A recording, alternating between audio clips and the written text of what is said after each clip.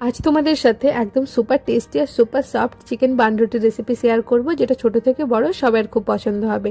এর জন্য half cup ঈষৎ উষ্ণ জলে 1.5 চামচের মতো ইনস্ট্যান্ট রাইস 1 চামচ চিনির সাহায্যে ভিজিয়ে রাখবো অ্যাক্টিভেট করার জন্য। এরপর আরও একটা পাত্রে 2 কাপ ময়দাতে অল্প নুন আর 1 চামচের মতো গুঁড়ো দুধ দিয়ে ভালোভাবে মিশিয়ে নেব। মাখানো হয়ে গেলে তারপর ইস্টটা অ্যাক্টিভেট হয়ে গেলে ওটা দিয়ে ভালোভাবে সফট করে মেখে নিতে হবে। যদি তোমাদের আরও জল প্রয়োজন হয় তাহলে আরও একটু জল দিয়ে ভালোভাবে একদম নরম করে মাখবে। মাখানো হয়ে গেলে তারপর এটা ডোলে ডোলে 7 থেকে 8 মিনিটের জন্য মেখে নিতে হবে। আর এই মাখানোর সময় অবশ্যই তোমরা কিন্তু বাটার দিয়ে মাখবে, এতে বানটা আরও বেশি সফট হয়, আরও বেশি টেস্টি হয়। মাখানো হয়ে গেলে এবার যে পাত্রে মেখেছিলে প্রথমে তাতেই অল্প তেল দিয়ে ডোটা দিয়ে আবার উপর থেকে অল্প তেল বুলিয়ে একদম ঢাকা চাপা দিয়ে 2 ঘন্টার জন্য রেস্টে রাখবো। এদিকে ততক্ষণে চিকেনের পুর বানাবো, তার জন্য একটা কড়াতে 4 থেকে 5টার মতো রসুন থেতো করে লাল লাল করে ভেজে নিয়েছি। তারপর দুটো মিডিয়াম সাইজের পেঁয়াজ কুচি করে রেখেছিলাম, সেটা দিয়ে ভাজা ভাজা হয়ে গেলে তারপর কাঁচা লঙ্কা কুচি দিয়ে 1 চামচের মতো আদা দিয়ে ভালোভাবে আদার কাঁচা গন্ধ না যাওয়া পর্যন্ত কষে নিয়ে তারপর বেসিক মশলাগুলো দিয়ে দিতে হবে।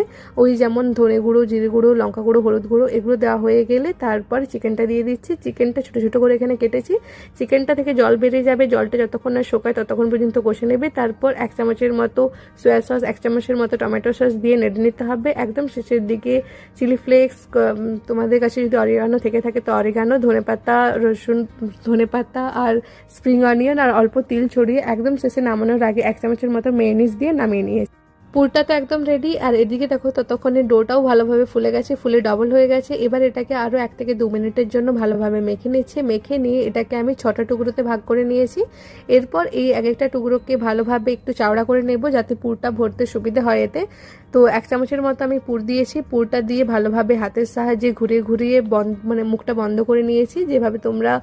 যেভাবে মানে কেউ কোনো কিছু আলু পরোটা বা যে কোনো কিছু স্টাফ পরোটা বেলার জল ভরার সময় যেভাবে ভরে সেভাবেই ভরে নিতে হবে। এভাবে একে একে সব পুরগুলো ভরা হয়ে গেলে তারপরে এগুলোর ওপর থেকে অল্প দুধ ব্রাশ করেছি। তো তোমাদের কাছে তোমরা চাইলে এগ ব্রাশও করতে পারো। আমি এখানে দুধ আর এগ দুটো একসঙ্গে মিশিয়ে তারপর সেটা ব্রাশ করেছি। দিয়ে আর একটু দেখতে ভালো লাগার জন্য উপর থেকে অল্প তেল ছড়িয়ে দিয়েছি। তেলটা ছড়িয়ে এদিকে ততক্ষণে আর একটা কড়া কিন্তু আমি ভালোভাবে 5 থেকে 6 মিনিটের জন্য গরম করতে রেখে দিয়েছিলাম। সেটা গরম হয়ে গেছে প্রায়। এরপর ওর মাঝখানে একটা স্ট্যান্ড বসিয়ে এই থালাটা দিয়ে ভালোভাবে আরও একটা চাপা দিয়ে ভালোভাবে 25 থেকে 30 মিনিটের জন্য মিডিয়াম ফ্লেমে বেক করলেই কিন্তু হয়ে যায় এই চিকেন বানটা রেডি। যেহেতু এটা ফার্স্ট টাইম করেছিলাম তাই লুকসটা অতটা ভালো না হলেও টেস্টটা কিন্তু বেশ ফাটাফাটি হয়েছিল। তো তোমরা অবশ্যই এটা বাড়িতে বানিয়ে দেখো, ভালো লাগবে।